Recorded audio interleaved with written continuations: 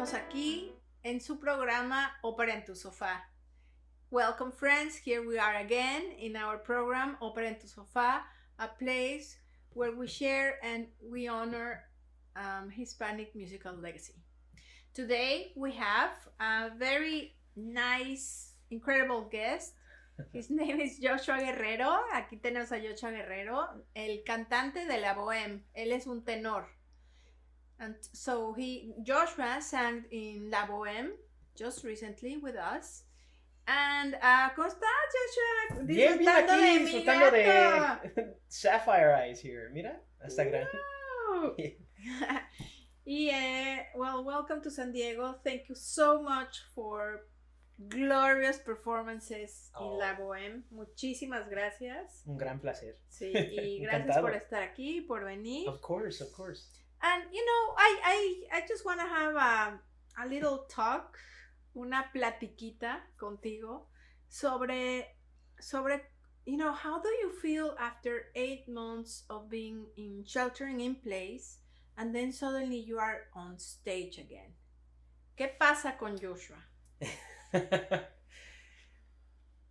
Pues más que nada, pues es algo increíble, ¿no? Porque pasaron 8 meses y yo me los pasé como casi 5 o 6 sin cantar. O sea, me la pasé tocando la guitarra, haciendo otros proyectos ahí en la casa, en mi jardín, pero sin canto. Oh my God! So he says, no, you say. Oh no, I could say it too. I think it's been an incredible feeling because I'm comfortable. So I'm gonna do all sorts of weird things here, but it's been an incredible feeling to be able to get back on stage because I in the 8 months or so that we were in quarantine, or we still are sheltering in place, 5 or 6 of those months was just me not singing at all, and I took a long break from anything opera. And this is why, I would say why. ¿Por qué? ¿Por qué hiciste eso? ¿Por qué tomaste un break de ópera? Well, why not, right? Because no sé. No, okay, pues I believe in it was time. You know, the last 6 years you've been I was all over the place, and it occurred to me that I finally had, with all due respect to the virus and the pandemic that we're going through, the silver lining for me was that I had an opportunity to be home. Yeah. And to live in my home. With you. Not only with me, but literalmente estando en mi hogar, en mi casa. Porque normalmente solamente me paso como 2 semanas aquí, luego me voy, luego regreso, dejo mis maletas y me voy otra vez. So, o sea, for our audience, I want to, you must know that a singer's life is, you know, they sing, I don't know, 4 performances in one place. They are there for 2 months or a month and a half, and then they go to the next one, to the next gig, and then to the next opera house, and to the next opera house, and to the next opera house.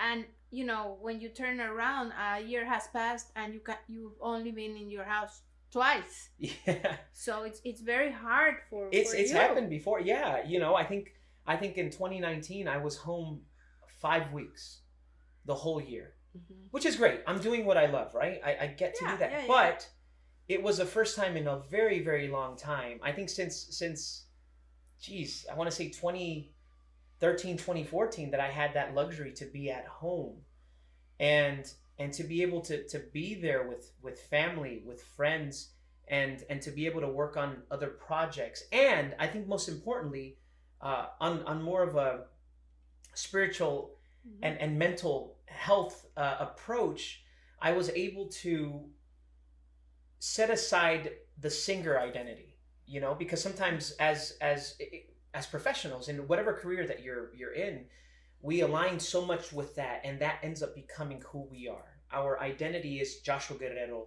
opera singer, and I didn't want to be that.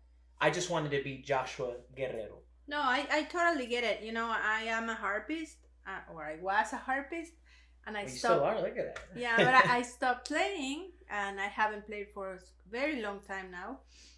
And when I stopped playing, I asked myself, who is Andrea Puente? You know, without the harp. And that was a transition, and I mean, it's fine now, Yeah. but you are so attached to the instrument or your voice or your instrument or music. But very glad that you're singing again. Yeah, no, so that's why I'm so happy to be back. Yeah. Because you know, there was the first week or two where, you know, I started to sing and I'm like, ooh, okay. Kind of getting back into shape, but it kind of all came back, kind of like riding a bike. No? Yeah, exactly. It's always going to be there. Yes. And taking on a role like Rodolfo, it's challenging because my voice has also started to shift, and so now like the more spinto qualities are starting to come out, so I'm settling more into, like, you know, meatier repertoire, and so something ligero like Rodolfo is a bit more work than I remember it, and like, ooh. So in that case, I'm it's incredible because I'm also welcoming the challenge. You know, Yes. I'm never one to kind of run away like, ooh, I'm not going to do that ever again. I want to know why I couldn't do it, and then try it again. No, and then try it again. But it's been fantastic. So thank we are you, blessed thank to you. have him here. And now we're gonna listen to some of Joshua's singing, and we'll see. You know, we have a surprise for you. So let's go and listen to the music.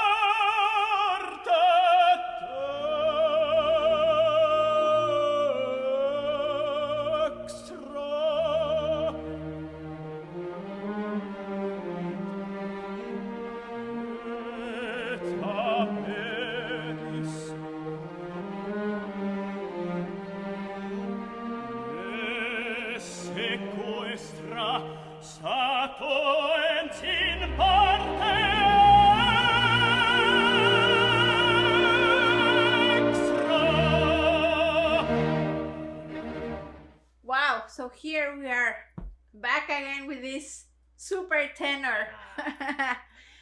Oh, let me ask you, Joshua, who were your mentors? ¿Quién te ayudó? ¿Cómo le hiciste? How did you do it to be an international singer? Pues tuve muchos maestros. Vladimir Chernov. I adore him. No, es un cantante, es un artista, es una persona increíble. Yeah. Y él me apoyó en todo. ¿Te acuerdas, no? I was mentioning famous baritone Vladimir Chernov, who happens to work at UCLA, was one of my mentors. And to this day, I still reach out to him. I still talk to him. I think he's in Austria.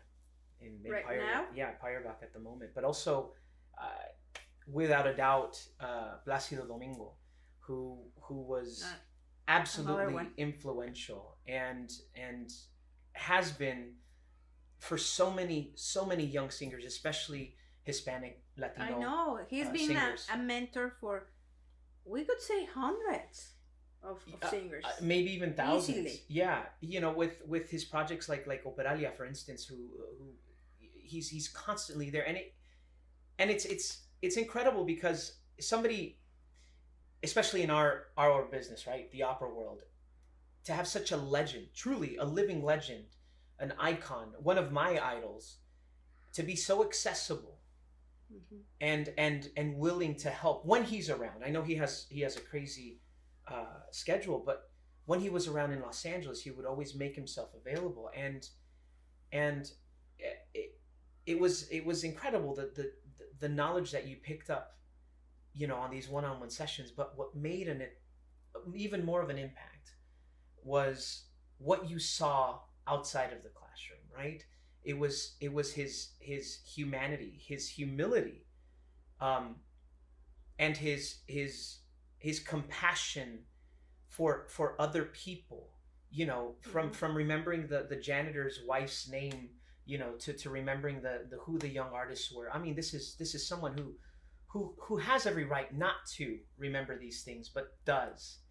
And to me, that made such an impact. There's a beautiful story. When we were backstage, he was about to go on and sing Germont in a Traviata production. I think this was in 2016. And I remember being there, and he was pacing back and forth, and I go, you know, maestro, ¿está bien? ¿Qué le pasa? No, es que tengo nervios. ¿Cómo que tienes nervios? ¿Eres Plácido Domingo? Y dice, no, es que este rol está... No, tienes que orar por mí. Yo, okay, como que, pero ¿cómo? You know, you've built this legacy of just being an absolute animal on stage. And you're still dealing with the nerves. Yeah. And the challenges. It floored me, and it brought so much. I understood so much from that point on. And what makes him great, what makes people like him great, is not what they end up doing on stage. It's the courage that it takes when they're in those moments backstage to go on stage and to do what they do. That courage speaks volumes, and to me, it taught me so many lessons. Yeah, I also had the pleasure to be very close to Maestro Domingo, with Il Postino, and the process of creating this new opera and working with my husband Daniel Catan, the composer of Il Postino, and months working with him. And he was absolutely very, very generous with all these younger singers. Yeah. You know, and generous with his time. I would say that too. So well, that's what amazes a lot of people, is because he's so accessible, and sometimes he's there at the opera house till 1 in the morning, still working, whether it's with himself or with other people. But then he's back at it the next morning. You know?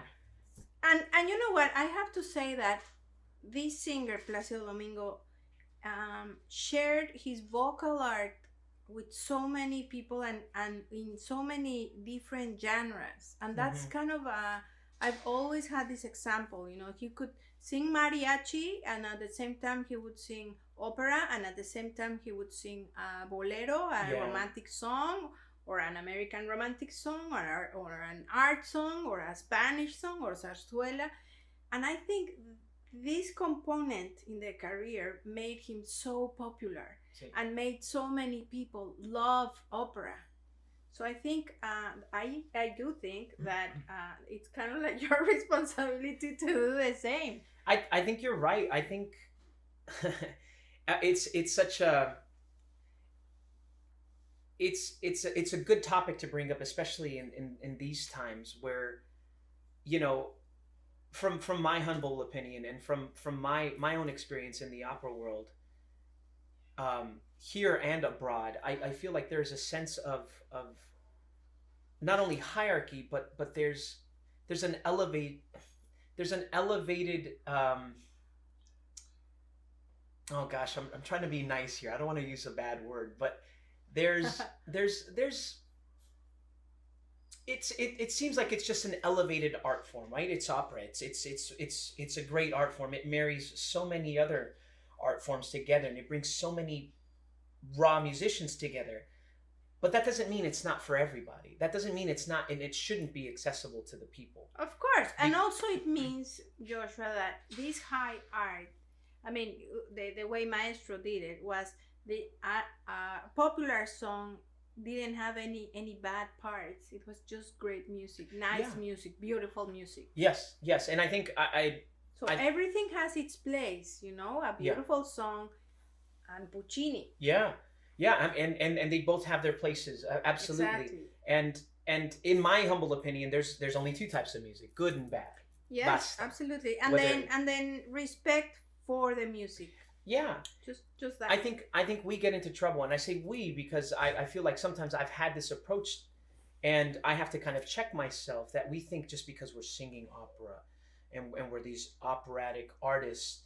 Like our art form is insanely more difficult than the others, and in turn it's better and it's bigger and it's all of these things, and at the same time that's what makes it almost like a dying art form, because we are so full of ego because of this, because of the complexities and all the variables that come into opera, and we're too caught up with our own selves that we fail to see how we're not making it accessible to anybody. But you know, you gave a concert here with Eileen Perez, and half of the concert were songs that we Latin American people sing.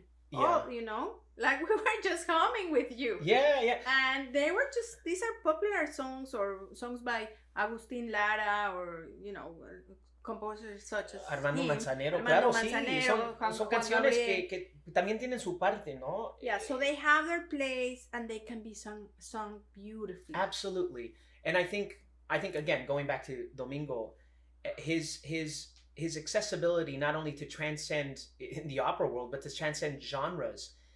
People didn't see him as like some smug opera singer. They saw a generous heart and a willingness to collaborate, and that's what makes fusion. That's what creates new art forms in a lot of ways, and new genres.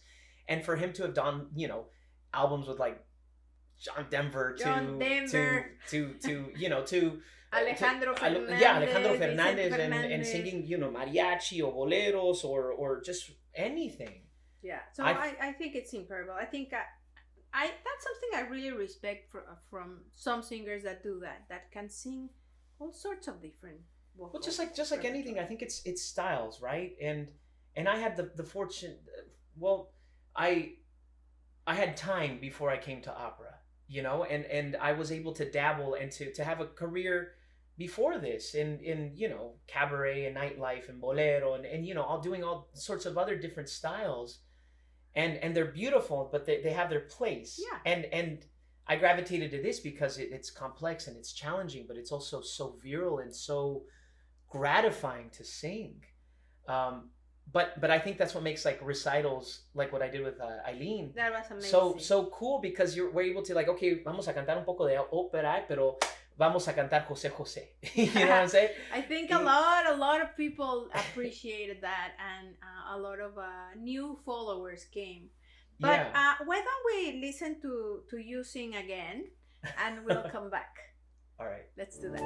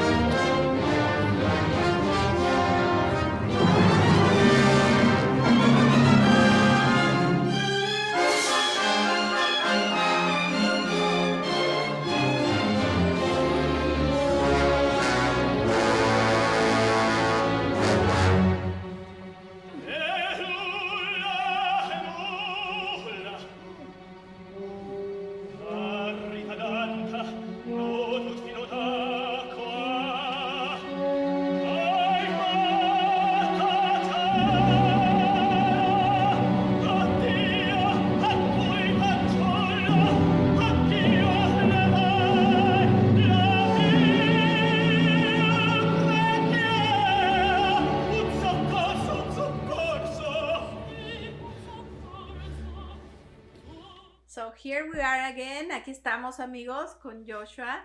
Ya casi terminamos el programa, pero quiero preguntarle ¿qué le diría a un joven cantante? So we're about to finish our program, but I would like to ask Joshua, what would he say to a young singer? Oh, wow.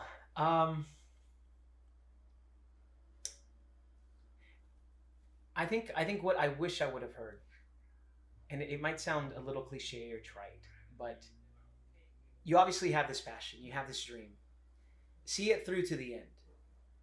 And you might be met with, being realistic in the world, but you remember that you have that passion or that dream for a reason. So don't give up on it and do everything. Absolutely. And when I say everything, you have to do every single thing possible to make that happen. Because if for some reason it just doesn't pan out, or you have to switch careers or whatever, at least you know that you gave it your all. And there were moments, and we both tenemos un amigo en Dominic que siempre me estaba apoyando. Y ya, there were moments where I was giving up, even as a young artist in Los Angeles Opera. Yeah. There were moments I didn't want this anymore because it was too much work. I was failing. I wasn't able to deliver. And he came and said, "Hey, it's all right. Keep going. Just keep going. Just keep going. You're here for a reason. He's just keep fantastic." Going. We're talking about Dominic Domingo. Yeah, and he's, when if you have people like that in your life, surround yourself with those people. It seems like it's the easiest advice to give, but it makes a difference. But it really does make a difference, because it does take work to keep those people around. It takes internal self-work as well. As far as this path, it's such an intricate, weird business. And and aside from signing up for Yap Tracker, I think in this instance, follow the singers that resonate best with you. Follow the people that have the more or less the same outlook on life. And if you like what I'm saying, please don't hesitate. Feel free to reach out. Ask me a question. I'm not the greatest on social media, but I do check my DMs as much as I can, between shows and things like that. But I know that some of the obstacles that come our way in this career are so situation specific that you need to sometimes just ask somebody. And I think the best I can do as part of my way to give back is to be as accessible as possible. I think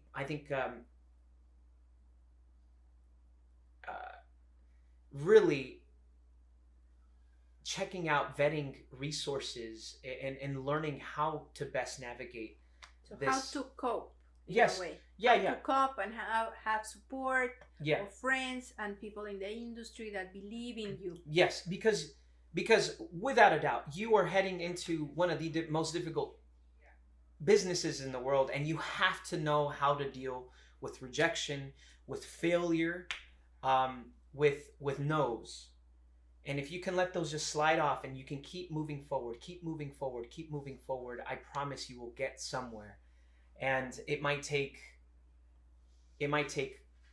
3 months, it might take 3 years, it might take 10, but it's never too late. I came to this very late in my life. Well, very late, 27, 28. But the dream kept me going. And it sounds so cliche, but that it did. I kept that, and it was mine, and I didn't even let my parents take it from me. I said, "No, I'm going to do this." That's great. And I promise it pays off. You will hit every bump on the road. You will hit resistance, but if it's hitting, it means it's for a reason. And I use that more as like a compass. So if you're hitting it, break through that. Fantastic. Yeah, that's a great consejo to our younger people that are watching. So, muchas gracias, Joshua. No, muchísimas gracias. Es un honor tenerte aquí. Thank you so much. And thank you, friends, amigos. We'll see you in the next program. Muchas gracias. Thank you.